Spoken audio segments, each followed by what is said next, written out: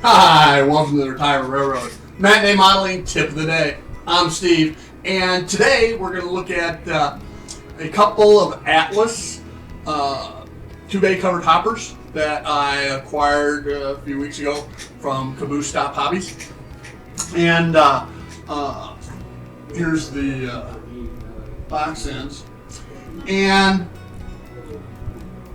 on hindsight, it's always 20/20. When I look at these, while they appear to be identical, they're not. They're actually from different runs. Right? Same item number, but if you look at the lettering on the end, okay, you can see it's different. Okay, and shouldn't make any difference in putting them, getting them ready for the layout. Except for a couple minor little things that I had to deal with to get them right. So, the first thing I had to do, since these are undecorated, was strip them down, take the trucks off, take the couplers off, and what I found was one hopper, and I'm going to switch views here, so that we can take a closer look. And what we'll see is, I'm going to flip this over, and I'm going to flip this one, here's the other one, over. Okay. And where the differences were, are in the trucks and couplers. All right, they came with the plastic knuckle couplers, of course, and I avoid those like the plague. So I wanted to put KDs on. I use KD 148 couplers, and in the bulk, and they work for me. And I know other people like 158s, which are the prototypical sized, and then some people like the shelf couplers. To each your own, but as long as you have KD, you're going to minimize or reduce the number of issues, that's for sure, as long as you get them mounted properly. So, what the differences were, and I'll show you, the trucks were put on through these little pins. Alright? And inevitably, these pins will fail, and you'll be going down the track, and all of a sudden, you got a derailment, and the truck's one way, and the car's another way, and so doing away with these pins is number one. Okay, and that was the same for all four of these trucks. Now, the difference between the two, even though they're the same model but different runs apparently, is the coupler covers. One, which is this one here, had screws. Okay? This car here, the couplers were attached by screws. Coupler covers. Okay? The other car, this one over here, right? The covers have a little pin on them. See if I can get that and see it. Hopefully. Anyway, there's a little pin on here. Alright, and like the pins used for the trucks, the pins on these coupler box covers will fail too. So, what I had to do, this car here is done. Now, one of the other things I have to do is weight them. I have a little scale, and then I weigh them, and based upon NMRA recommended weights, they each need 2 of these nuts as far as weights go. Now, on the hoppers and such, I use these weights. On other types of cars, I use washers, but for these, it's nuts. So basically, on the inside, there's one under here and one under here. Okay. So they're in place. And well, actually, on these it's not that way. These, they're on each end. Okay. I missed something. Can you say it again? The A girl wants to do something, but we're not going to pay any attention to her. So anyway. Here is an answer from an Alexa Answers contributor that I translated. The Bersaglieri are a specialty of the Italian Army's infantry weapon founded on June 18, 1836, whose name derives from the original Alexa, training. cancel. Shut her up. All right. So anyway, this car, mechanically, is ready to go on the layout. Cosmetically, it's not. All right, there's no labeling to it. Okay. Now, what I have to do, some of the steps I've already done, after I took the trucks and couplers off, I gave it a good coat of Vallejo primer, surface primer.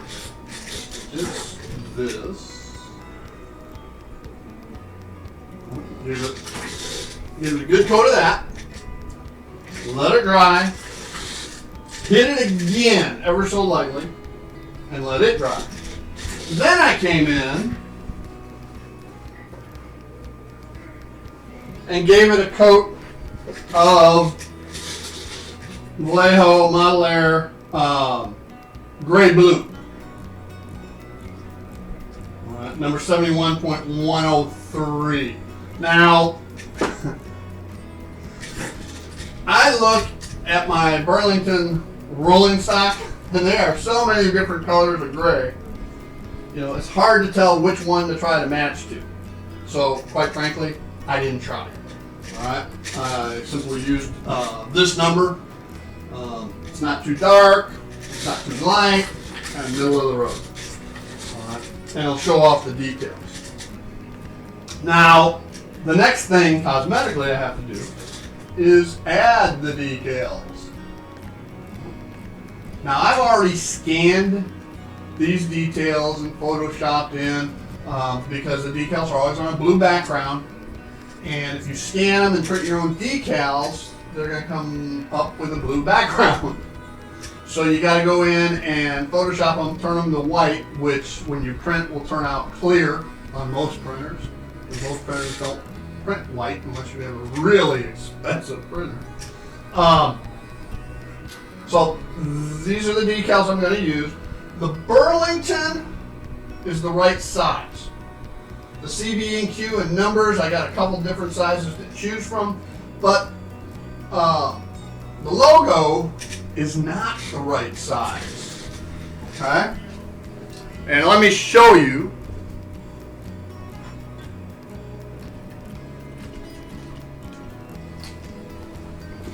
That size Burlington Herald or logo is the right size for a big 50-foot covered hopper, not for one of these small cement hoppers. I have a Rapido cement hopper here, and you can tell the difference in sizes.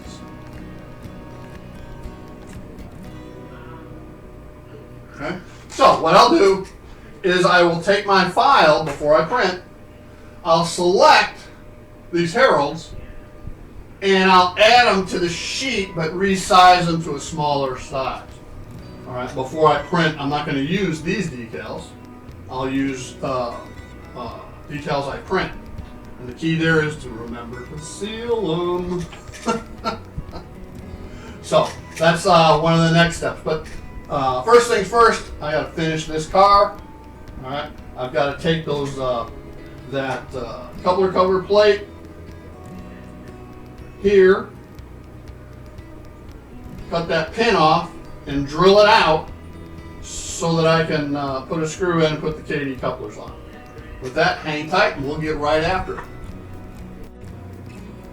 All right, so I went ahead and took the truck off. And that's my recommendation anytime you're putting couplers in. You can do it without taking the truck off, but in the long run, it's just so much easier to take and less frustration. Take the truck off, all right, you got room to work. All right. One of the things I do all my TOD couplers, all right, is I take and bend the trip pin up ever so slightly. Just in case you got any kind of sag in the coupler. You can prevent sag too by shimming it, but in the grand scope of things, I just go ahead and do the shim. Alright. Next thing I want to do, a little bit of stuff in there, get that out. And put the coupler in. I've cut off that pin we talked about and drilled it out. One of the things I forgot to do was I start with a small pin vise drill and then I go to a slightly bigger one.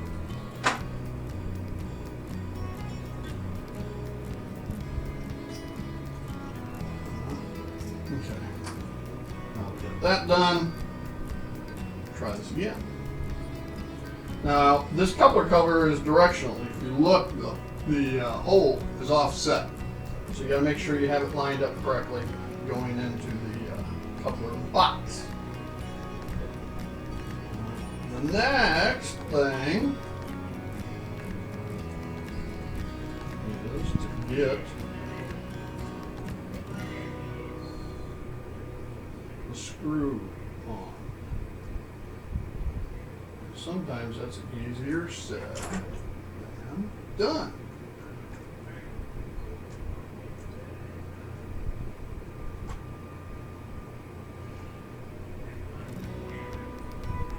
And if all else fails, you can I don't tap them, I let the screws tap them.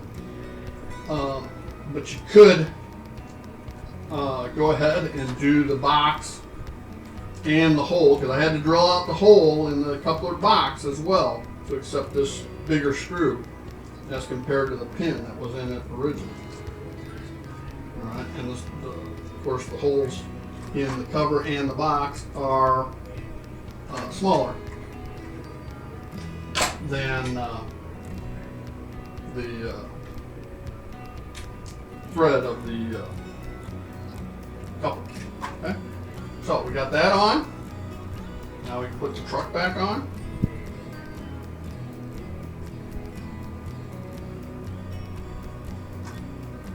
And again, that had to be drilled out as well, both the truck and the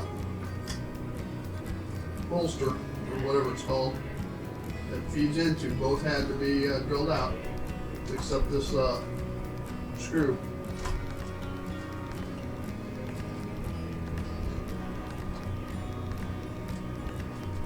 Okay.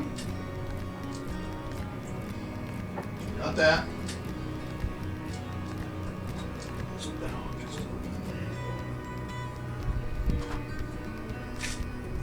Okay. Now we got the other side to do.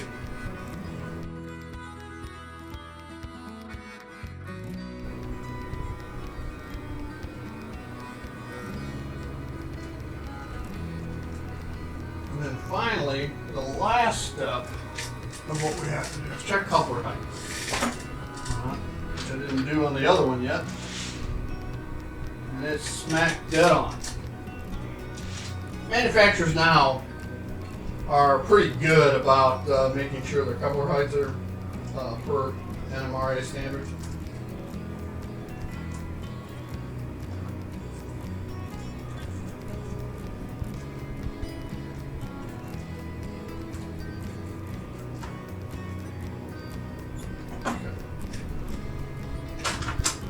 Got them both mechanically set. Alright, so let's take a look at what we got. And we'll switch cameras. And zoom in a little bit. And there they are. They roll good.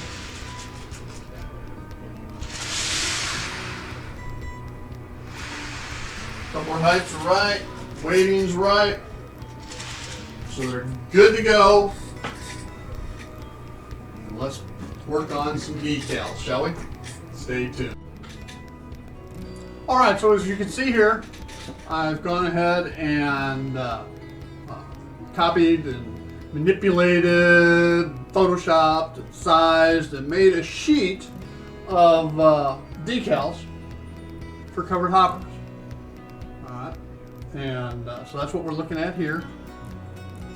And the next thing we'll do, this is the Word file.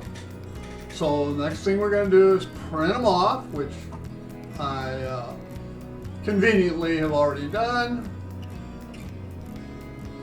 onto decal paper. Right there. And the decal paper I use is Hayes Paper Company inkjet decal paper, water slide decal paper. Okay? And the key is, and I can't repeat this enough because I made the mistake, the key is once you print them, which I've done here, okay, the next step you have to do is seal them. All right? So I'm going to use just a clear gloss enamel and go ahead and seal these decals up. All right?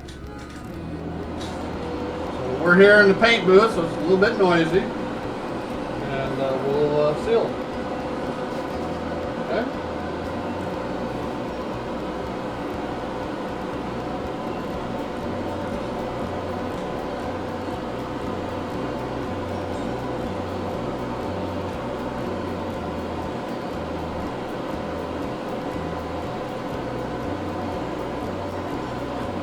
Okay, well that's all sealed up. Now this, I've got two different sizes on because the heralds or logos are different sizes on different hoppers. Okay? But these are hopper decal sheets. So I'm going to pull this one away.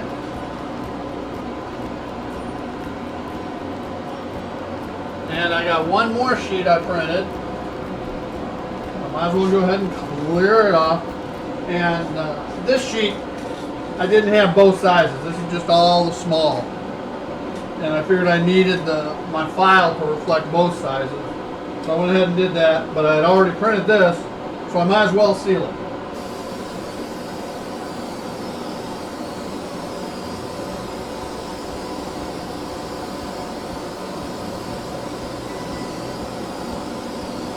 I use a liberal amount, as you can see, probably way more than what I have to. But the reason is, if you don't seal it, when you put it in the water, all that inkjet ink just runs all over the place. So, with that, we now have the decal sealed, and we just have to wait for the sealer to dry before we can apply the decals. Hang tight. Okay, so we have our decals. That's water, a knife, we got tweezers, we got a straight edge. So let's get after it.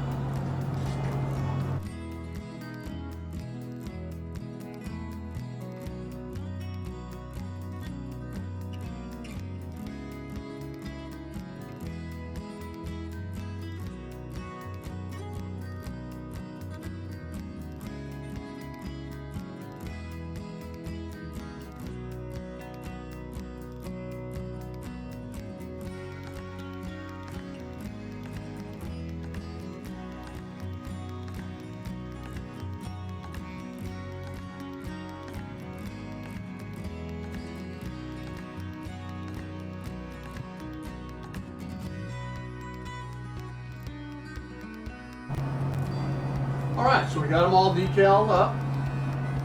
Sides. Little cars. And the reporting numbers on both ends. There's one last step to do after these decals are fully set. You'll need to add a coat of matte finish. That'll take the shine off of the decals and help blend the decal into the color of the body. So, hang on, we'll get to that in a second. Alright, so here we go. We're going to put a clear matte finish on this. So I use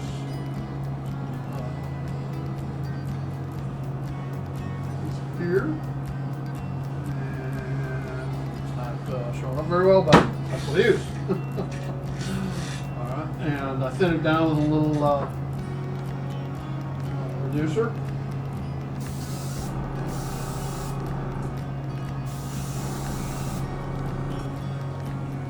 And here we go.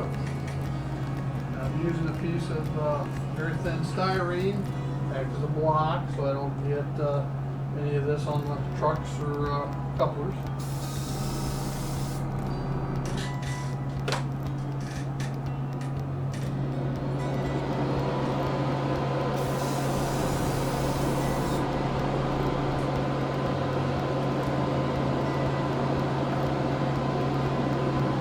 End.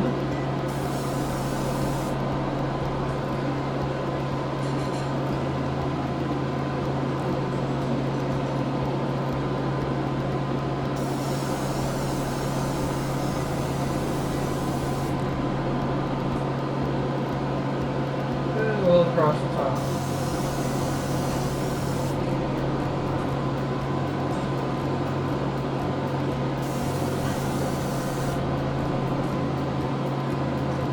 Finishes that car.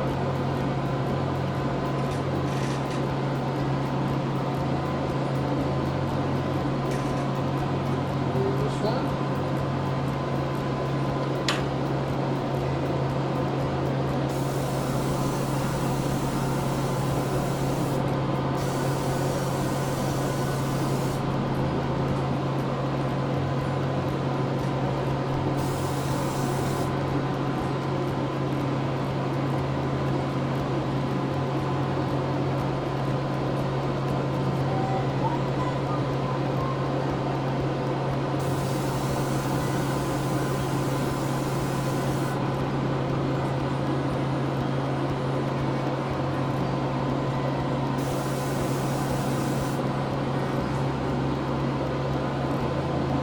Forgot what it is on the other car.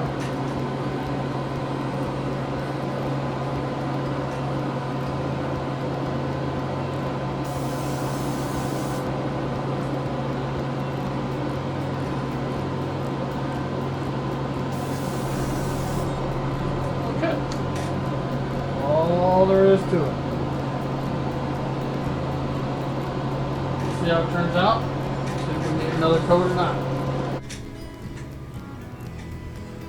Well, here we go. Atlas 2-bay hopper, 2-bay covered hopper. All right. Originally undecorated from Caboose Stop Hobbies, one of two. Now decorated for the CB&Q, the Burlington route, and properly weighted per NMRA standards. KD couplers put on, the wheels, primed, painted, decaled, dull coated, and turned out pretty good. That's one of two. Right. So with that, I want to thank you for joining me here at the Retirement Railroad Matinee Modeling Tip of the Day. I'm Steve, and y'all have a great day. Bye now.